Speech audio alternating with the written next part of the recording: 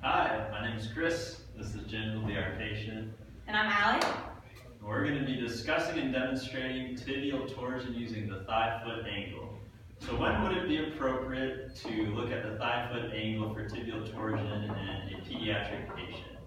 Well, if the patient is displaying in-toeing or out-toeing as you're looking at their gait, it would be appropriate. So with in-toeing, as Jim will demonstrate, their toes are pointed in, and with out-toeing, their toes are pointed outwards. Thank you, Jim. So with the thigh-foot angle, the way that you look at this is by placing the patient in prone with their knee flexed, and you measure with a goniometer the angle between the longitudinal axis of the femur and the longitudinal axis of the midline of the foot, or the third digit. And this will allow you to assess the degree of internal tibial torsion or external tibial torsion that the patient is displaying. Now, Allie will demonstrate this. All right, Jim, I'm going to have you get down on your stomach, please. Now, obviously, this isn't a child, and he has a little bit of in-toeing when he normally walks, but in a normal child, this would be kind of an excessive in-toeing or out-toeing where you would want to do this. So like Chris said, we're going to get your patient into 90 degrees of knee flexion, and then we're going to have the axis of the goniometer on the bottom of the heel, and the stationary arm bisecting the femur. And then the moving arm is going to come down, bisect the foot on the third toe. So, Jim here is at 9 degrees of internal torsion. So there are normative values for these.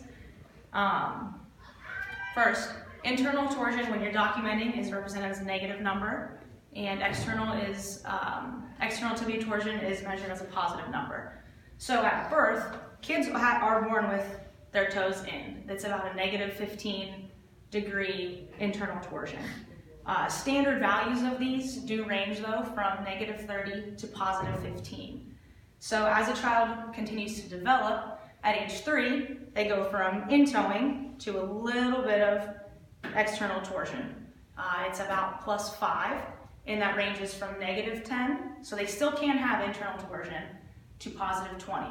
At mid-childhood, it's about positive 10 degrees of external torsion, but there is a range, and it's from negative 5 to positive 30. So if you are doing this with your patient, and the internal torsion, their toe would be in like that, and then external torsion, out-toeing, their foot would be out that way. So you can see that there would be different angles based on the direction of the foot. Yep. And according to Dutton, with internal tibial torsion, it typically will improve, but that improvement will occur slowly. So some possible treatments you may use to help this is you can prescribe the child a Dennis Brown bar or Friedman counter splint, which they can wear at nighttime for about 6 months. And if your patient is displaying this in-toeing or out-toeing, which can be seen as well when you're measuring the thigh-foot angle and it's falling outside of those standard ranges, if that occurs, it may also be appropriate to refer the patient to an orthopedist. Thanks. Have a good one.